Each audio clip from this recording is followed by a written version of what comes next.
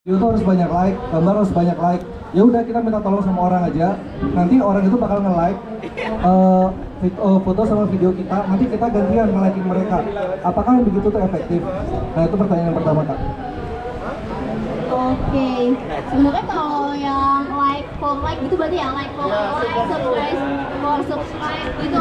Iya. Oh, sebenarnya aku belum pernah coba sih. Ini belum tahu. Emang ngaruh? Jangan. Dia nggak ngaruh, dia nggak pernah gituan. Oh iya, itu ngaruh. Mas, saya izin jawab ya. Iya. Untuk yang tadi like for like, yang paling penting sih dari itu ngaruh atau enggaknya pastinya ada pengaruhnya walaupun dikit. Karena algoritma itu ngebacanya itu nggak cuma subscribe, nggak cuma like, tapi komen.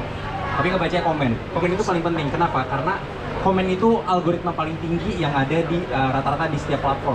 Kalau misalnya orang komen itu berarti diasumsikan algoritmanya itu orangnya sudah menonton video itu.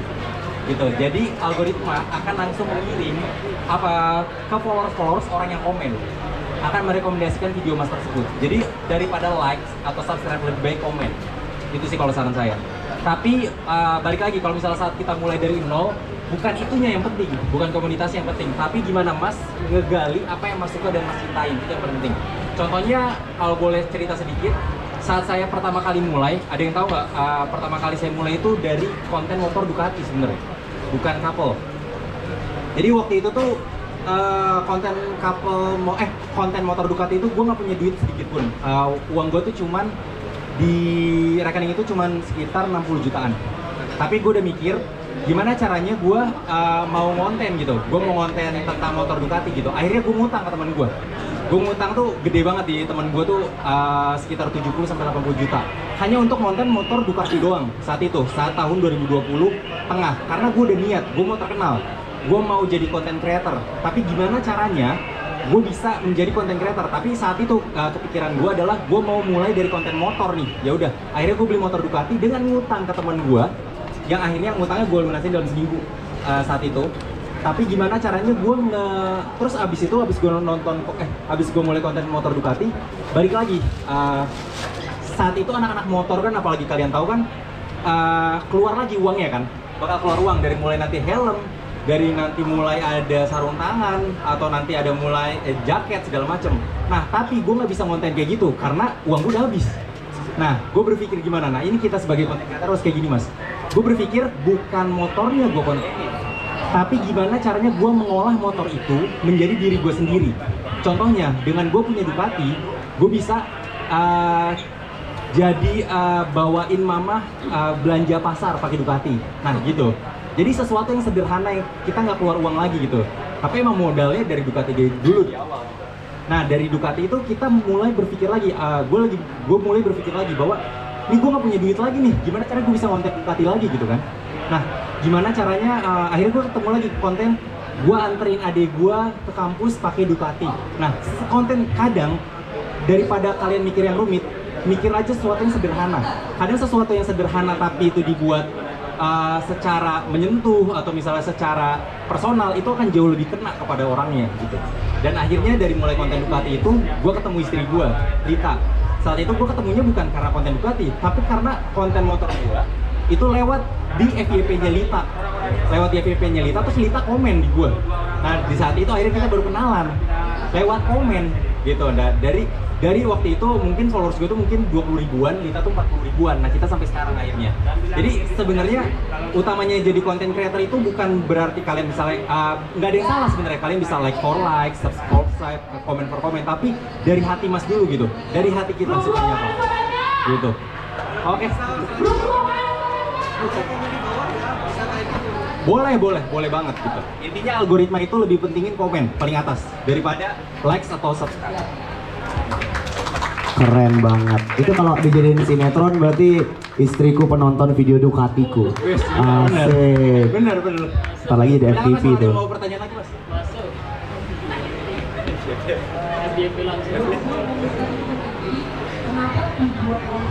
Ada lagi yang mau nanya lagi? Yuk, yang mau nanya yuk.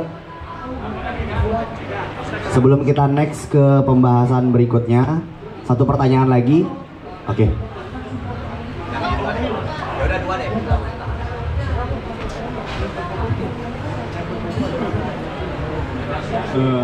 Bagaimana caranya kita buat kita konten kreator, nama Lutfi Kamami, kontennya tentang travel. Terus pertanyaannya, bagaimana caranya kita biar memperkuat personal branding kita? Apakah terus-terusan setiap konten tuh ada tampil muka di setiap video? Soalnya kan untuk awal kan saya kontennya sendiri nih. Jadi kalau untuk shot bagian yang tertentu itu jadi nggak ke shot wajah gitu kan. Jadi gimana caranya untuk memperkuat personal branding? Oke, makasih Kak buat pertanyaannya. Aku bakal jawab, berarti ini fokusnya tentang personal branding ya. Personal branding kan semuanya udah tahu kan personal branding itu apa ya. Kita sama-sama content creator, pasti masing-masing punya personal branding yang berbeda-beda. Dan yang pastinya personal branding nggak bisa dibangun dalam satu malam kayak bangun candi doang, itu nggak bisa. Personal branding aku pribadi baru terbangun sekitar 2-3 tahun lah ya, sampai akhirnya sekarang baru tahu tuh kayak, oh ternyata aku sukanya kayak gini gitu. Bahkan kayak kita personal branding itu kan kayak gimana cara kita mengerti diri kita sendiri. Personal tuh diri, branding tuh merek. Jadi dari gimana cara kita memberikan merek atau brand pada diri kita sendiri supaya dikenal sama orang lain tuh kayak gimana gitu. Nah, tadi pertanyaan kakaknya lebih ke gimana cara membangun personal branding yang kuat ya. Apakah dengan di setiap video harus seperti itu atau kayak gimana gitu kan ya. Kalau aku pribadi bisa aku bilang kalau misalnya ngebangun personal branding, cara yang aku pakai adalah dengan yang pertama konsisten. Dengan konsisten itu orang-orang semakin ngeh dan semakin banyak yang tahu bahwa oh si ini personal brandingnya tuh kayak begini gitu. Karena kan kalau misalnya kita pikirin ya, video yang kita post hari ini penontonnya misalnya ada 100 orang ini belum tentu akan nonton video kita yang kita post 1 jam berikutnya, ya kan? Bisa aja penonton di video berikutnya itu orang yang berbeda kayak gitu. Jadi semakin sering kita bikin konten dengan personal branding yang sama, itu sebenarnya bisa ngebangun image kita di mata viewers kita, mata audiens kita juga. Jadi itu salah satu cara juga yang untuk membangun personal branding. Selain itu juga adalah mengenali diri kita sendiri sih. Kita tuh maunya apa, kita sukanya apa, kita lebih prefer nyaman di konten apa gitu. Dan intinya juga kalau misalnya bikin konten itu, kalau awal-awal kita kan nggak punya subscriber ataupun followers kan. Jadi kita kalau misalnya bilang bikin konten ngikutin maunya followers kan nggak bisa karena belum ada followersnya nih. Jadi sebenarnya kalau mau prinsip yang bagus dari awal konten itu buat apa yang kalian suka supaya kalian nggak terpaksa, supaya kalian nyaman ngerjainnya. Dan nanti lama-kelamaan pasti bakal kekumpul kok orang-orang, audiens yang suka juga sama apa yang kalian sukain.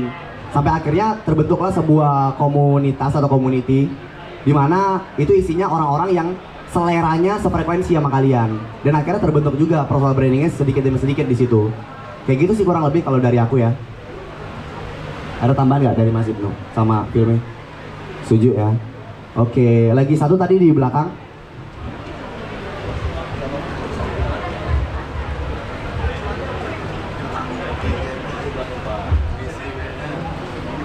Oke Kak, thank you. Aku mau tanyain soal bisa di short, bisa di video panjang gitu ya. Berkaitan dengan judul video gitu. Misalkan nih ada yang viral nih, video kita ada yang viral. Apa kita bikin video mirip-mirip gitu judulnya biar viral juga gitu? Pengaruh gak sama performa videonya gitu? Kalau judul video ya? Atau kita bikin judulnya itu bervariatif terus gitu, beda-beda gitu? Oke, aku bantu jawab ya. Berarti pengaruh dari judul video ke viewers gitu ya. Oke, kalau misalnya dari aku pribadi, judul video itu cukup ngaruh. Kalian pernah buka nggak sih di YouTube Studio kalian? Itu tuh ada impression click. Itu tuh pengaruh dari thumbnail dan judul video. Nah, kalau menurut kalian nih judulnya kayak cocokan ini, terus kalian lihat aja di situ tuh impression clicknya tuh berapa persen sih rata-rata dari video yang lain. Kalau lebih rendah, coba aja kamu ganti ke judul yang lain. Menurut aku gitu sih. Tapi kalau misalnya tinggi nih, terus kamu mau coba praktekin ke video lain kan, berarti ya kamu coba aja praktekin dulu. Nanti kalau misalnya itu ternyata oh engagementnya kurang nih pakai judul ini, kamu tinggal ganti gitu. Berarti gak apa-apa ya tiba-tiba diganti aja gitu sambil Nggak dicari-cari apa-apa, gitu. nggak apa-apa. Oke. Ya. Ada yang mau ditambahin? Oke. Oke, makasih.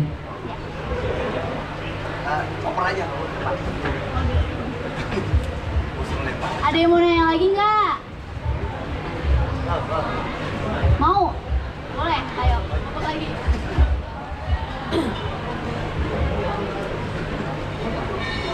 Halo, nama saya Alka. Oh iya, Kak Alka. Gini, jadi saya kan punya beberapa pengalaman kolaborasi dan itu salah satunya tuh dari sebenarnya nggak salah satu sih, beberapa orang itu yang bisa dibilang udah punya nama gitu ya. Terus kadang yang centang biru juga, yang centang biru kalau di aplikasi sebelah gitu ya. Permasalahan yang saya alami itu adalah gimana caranya kalau misalkan kolaborasi itu menurut kalian kalau berkolaborasi itu gimana sistem kalian berkolaborasi, karena saya kan untuk kolaborasi jarang gitu, dan ketika saya kolaborasi mereka yang udah pro mengajak kolaborasi itu saya mau gitu, tapi dalam artian tuh saya mau bukan karena pansos ya, tapi dalam artian untuk saling mensupport gitu, untuk saling mensupport. Tapi ketika saya mengajak kolaborasi balik gitu, tahu-tahu ide yang saya ajukan dan segala macam itu dicuri dan dibikin dengan konten oleh orang lain gitu. Jadi kan kayak mengecewakan banget.